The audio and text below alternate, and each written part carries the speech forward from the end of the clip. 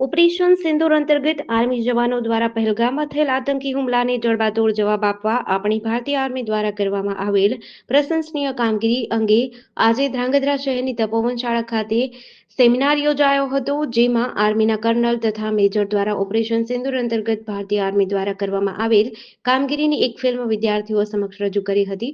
પહેલગામ હુમલા પછી પાકિસ્તાનમાં છુપાયેલા આતંકીઓના કેમ્પોને કેવી રીતે નષ્ટ કરવામાં આવેલ, ઉપરાંત બોર્ડર ઉપર ભારતીય જવાનો દ્વારા રાત દિવસ કેવી રીતે સુરક્ષા કરવામાં આવે છે અને સૈનિકનું કર્તવ્ય શું છે તેના વિશે વિદ્યાર્થીઓને માર્ગદર્શન આપવામાં આવ્યું હતું. ઓપરેશન સિંદૂર અંતર્ગત યોજાયેલા આ માર્ગદર્શન સેમિનારમાં બહોળી સંખ્યામાં વિદ્યાર્થીઓ, શિક્ષકો ઉપસ્થિત રહ્યા હતા.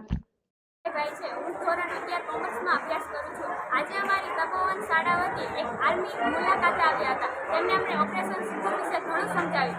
ઓપરેશન સિંદૂર શું હતું અને તેનું કાર્ય શું હતું તે પણ અમને સમજાવ્યું. તો હું કમિશનરને ધન્યવાદ કહેવા માંગુ છું કે તેમને અમને આ ઓપરેશન સિંદૂર વિશે ઘણી સમજ આપી અને નાગરિકને કેવી રીતે આ સિંદૂરમાં જોડાવવું તે પણ અમને સમજાવ્યું.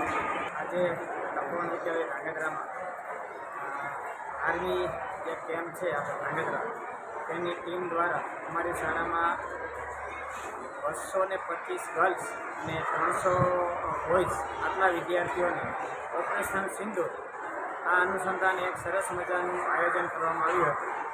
આ આર્મીના જવાનો દ્વારા જે ખરેખર પહેલગામ હુમલા પછી જે પાકિસ્તાનના જે આતંકવાદીઓ છે તેમના ઉપર જે એટેક કરવામાં આવ્યો હતો તેના અનુસંધાને તેમજ આપણે પણ એક નાગરિક તરીકે આપણે આપણા સમાજમાં, દેશમાં એક કેવો મેસેજ લઈ જવો જોઈએ તેના અનુસંધાને આર્મી અફસરો દ્વારા, કર્નલ સાહેબ અને ત્રિપાઠી સાહેબ દ્વારા સરસ મજાનું આખું એક પ્રોજેક્ટ દ્વારા અને વિડીયોના માધ્યમથી સરસ મજાનું આખું વ્યવસ્થા અમારી શાળામાં કરેલી હતી.